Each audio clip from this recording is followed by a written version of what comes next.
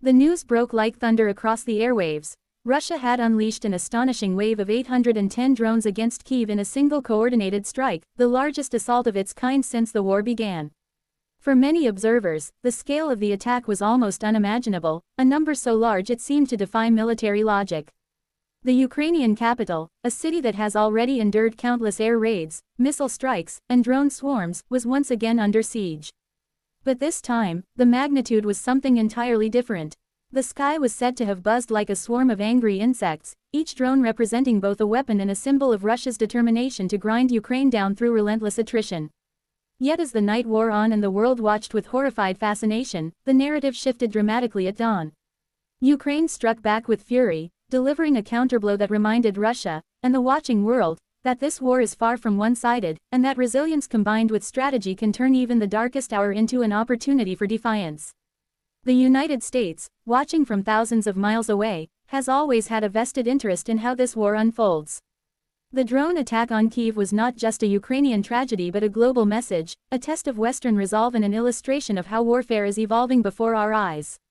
For the American public, used to hearing about high-tech weapons systems, guided missiles, and aircraft carriers, the image of hundreds of relatively cheap drones darkening the night sky offered a stark lesson. In modern warfare, numbers can matter as much as sophistication. Russia's gamble was clear: overwhelm Ukraine's air defenses, saturate its systems, force mistakes, and cause both physical destruction and psychological terror. The symbolism of unleashing such an immense swarm was almost as important as the actual military objectives. Moscow wanted to show Kyiv that nowhere was safe and to demonstrate to Washington, Brussels, and NATO capitals that it still retained the ability to escalate.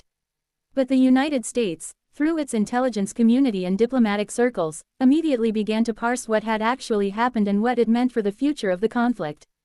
Analysts questioned how Russia had managed to assemble such a massive stockpile of drones.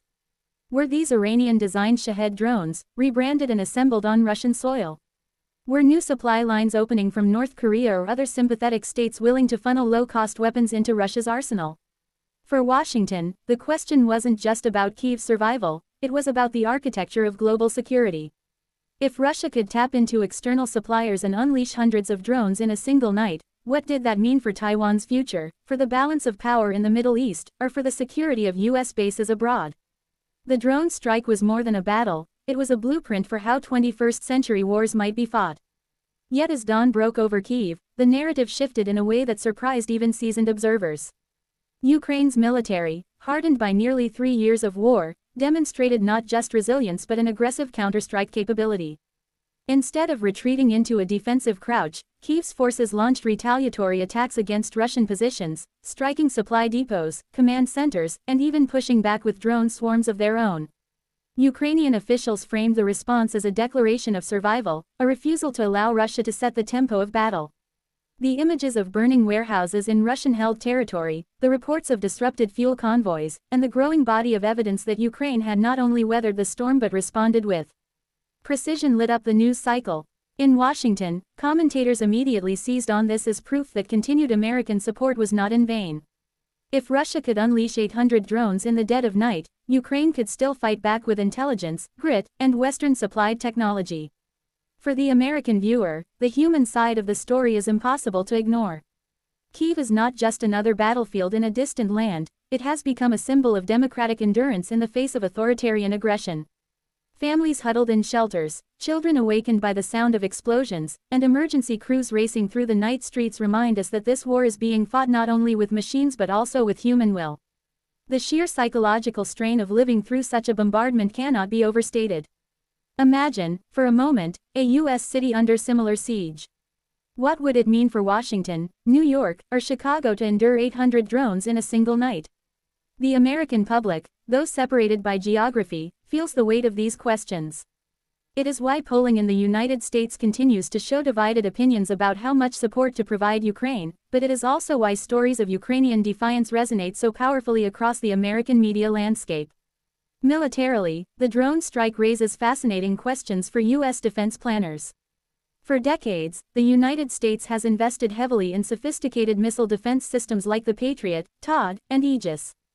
These are designed to intercept ballistic missiles, aircraft, and cruise missiles. But what about swarms of cheap drones launched en masse?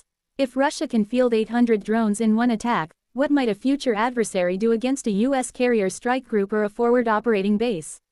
The Pentagon has already been experimenting with counter-drone technologies, from directed energy weapons to electronic jamming systems, but the Kyiv strike illustrates the urgency of deploying them at scale.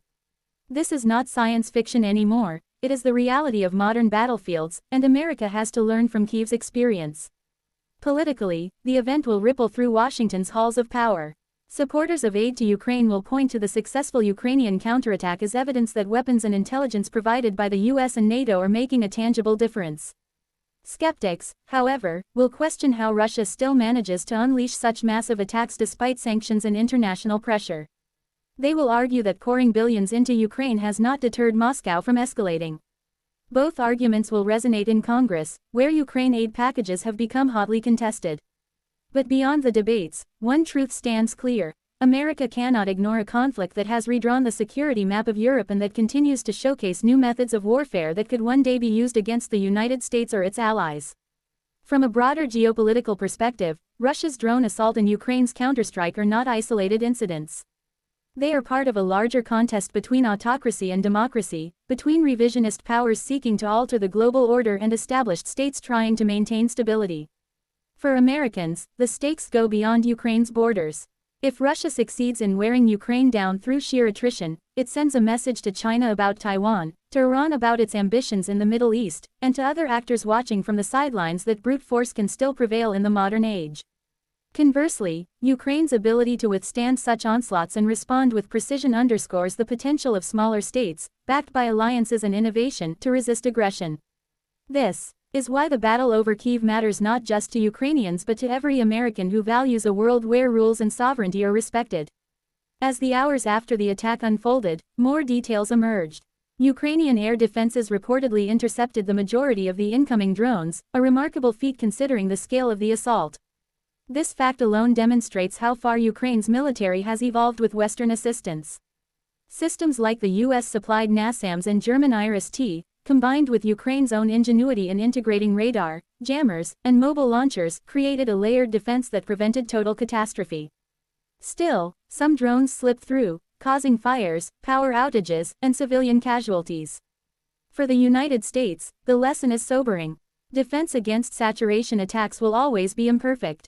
No system can guarantee 100% success when faced with such overwhelming numbers. The challenge is to minimize damage, maintain morale, and strike back quickly enough to deter further aggression.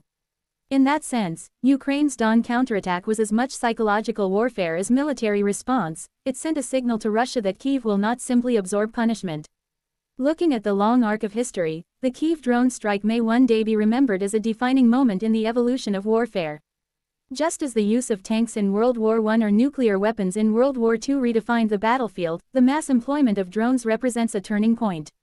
The United States, with its global commitments, cannot afford to dismiss this as someone else's problem. American strategists will dissect the attack in war colleges, studying how 800 drones were coordinated, what vulnerabilities existed in Ukraine's defenses, and how a modern military can adapt.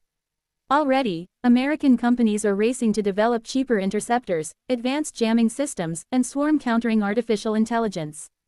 The lessons of Kyiv are being absorbed in real time, shaping the future of U.S. defense doctrine. For now, the image that remains etched in memory is twofold: the terrifying sight of hundreds of drones filling the night sky over Kyiv, and the fiery response of Ukraine at dawn, striking back with fury. It is a story of attack and counterattack, of despair and defiance, of technology colliding with human resilience. For the United States, it is a reminder that this war, though fought on distant soil, is shaping the very contours of international security that Americans rely upon. As policymakers debate the next tranche of aid, as Pentagon planners adjust their strategies, and as ordinary citizens watch the news with a mixture of fear and admiration, one truth becomes clear: what happens in Kyiv at night echoes in Washington by day. The drone war over Ukraine is not just Ukraine's struggle, it is a chapter in the unfolding story of how the 21st century will be fought, and how America must prepare for the battles yet to come.